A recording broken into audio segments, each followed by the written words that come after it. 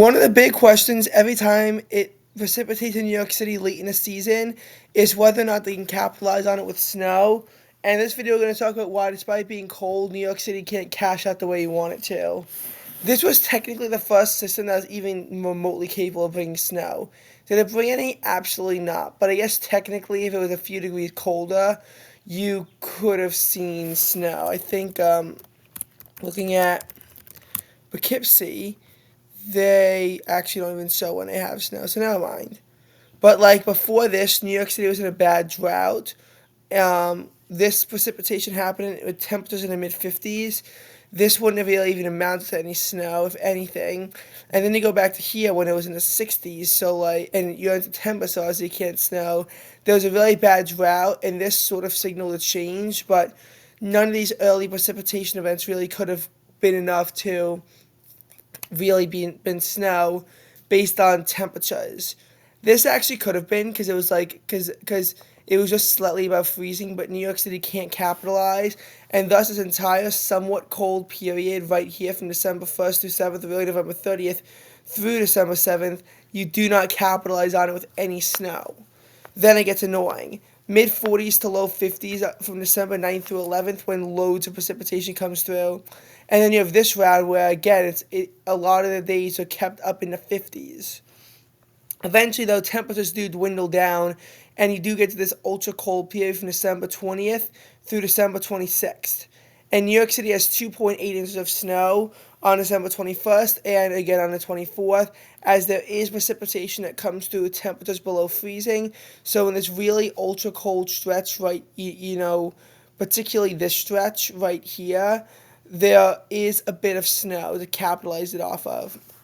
But when the year ends, temperatures are back up in the 40s to 50s, and even though there's precipitation, again, no snow because it's so warm.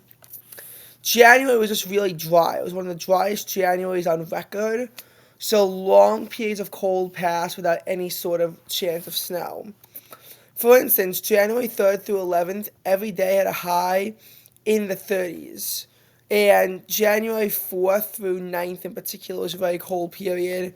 January 4th through 9th, New York City capitalized with just 0.9 inches of snow. And we'll get to some of the other sites too, because it gets even more extreme than this. January 11th, which is at the very end of the stretch, you do get another 0.5 inches of snow, but still, it's barely doing anything. The temperatures are there, but the precipitation isn't, and so you're barely cashing out. You don't have anything in this January 20th to 23rd cold wave, or really the January 20th to 25th cold stretch, but on the onset of it, there is enough precipitation to bring 1.6 inches of snow to New York City, so even though highs that day were in the 40s, I'll count it as part of that stretch, so the intro to that stretch, but again, just not really doing anything, and then it warms up, so when there's rain on January 31st, this is the time where it's actually annoying, because now it's precipitating with highs in the 40s. Now, extreme weather-wise is usually actually relatively reliable. I don't think it's actually recording this tab. It does make a mistake here. It does make a mistake here with New York City. This is the only one, February 2nd on New York City. It's saying 0.5 inches of snow. There's actually 1 inch of snow. It was revised upwards. So that was the only difference. But, yeah. And again, you have this one cold day, which actually you do capitalize on it with an inch of snow, because this is wrong. In the middle of an actually somewhat awkward warm stretch. February 6th has a bunch of mixed precipitation with temperatures that should support snow. Despite 0.34 inches of liquid, though, it only amounts to 0.5 inches of snow. Then you have this period, though, February 8th through 12th, every day is a high in the 30s, and you actually do get, in a stretch, 4.7 inches of snow. You actually do capitalize on this. I mean, you could have gotten a lot more, but you capitalize on this relatively nicely with some decent snowfall. And it's not even that much of a cold stretch to the point where you'd always expect snow. 0.5 inches on the 15th as temperatures warm up into this rainstorm. But again, nothing, too spectacular. But it's neither for the temperatures. You can actually compare this to, some other winters where at the start of 2024, you have this not too cold period where you do get 0.2 inches of snow out of it.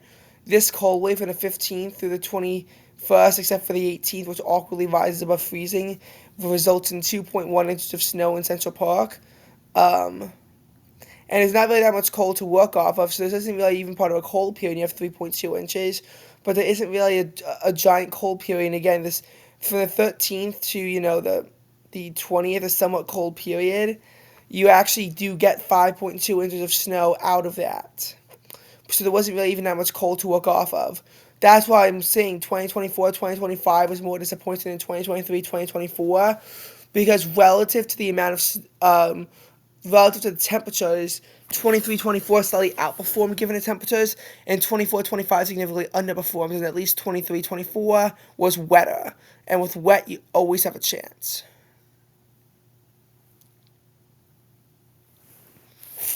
But this is just, one site. You can go to other sites and you'll get different ideas, right? So we can go to Newark, New Jersey, and just looking at this winter in particular, they don't start off with anything until December 20th, and they get 2.5 inches out of this event because the snow moves in earlier in Newark than it does in Central Park. But again, this whole precipitation event is wasted by warm temperatures. This was just a little bit too warm for snow. This is also just a little too warm for snow. This you're not getting anything out of. And then even the earlier part of all of this is still too warm for snow. And they actually get 3.5 inches out of the cold stretch because of December 24th. So from the 20th through the 26th, they actually are getting 3.5 inches of snow.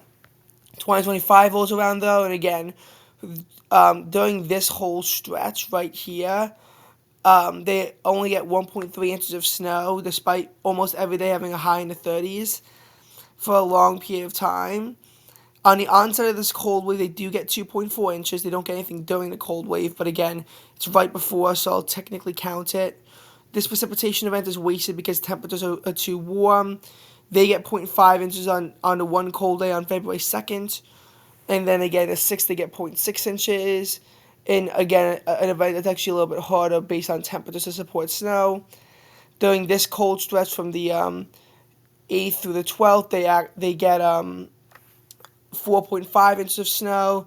And then again, in a recent event, they get 0.6, even though it wasn't that cold. Looking at LaGuardia Airport in 2024, they're another one where they actually capitalized the best on snow. Again, nothing to see up here, nothing down here. Still too warm by a little bit, and obviously nothing here or up here. They get 3.2 inches out of that cold stretch in December that we spent a lot of time talking about. And then again, here it's way too warm. And another NA. Lovely. I'll have to see what the NWS marks it as for LaGuardia instead. They mark it as 0.4. So they get, in this stretch from January 4th to 11th, where almost every day is a high in the 30s, and there are some sub-freezing highs, they only record 0.9 inches of precipitation of snow out of it. They do get 3.6 inches at the onset of the cold wave before temperatures drop, but there's no precipitation. This event is wasted because the high rate is 50 for crying out loud. They get 1.2 inches on February 2nd during that one cold day. And then they 0.4 on February 6th, and again, temperatures were hard to support snow. February 8th through 12th, in that stretch, where every day is a high in the 30s, there is 5.1 inches of snow, and then again, there's just random 0.6.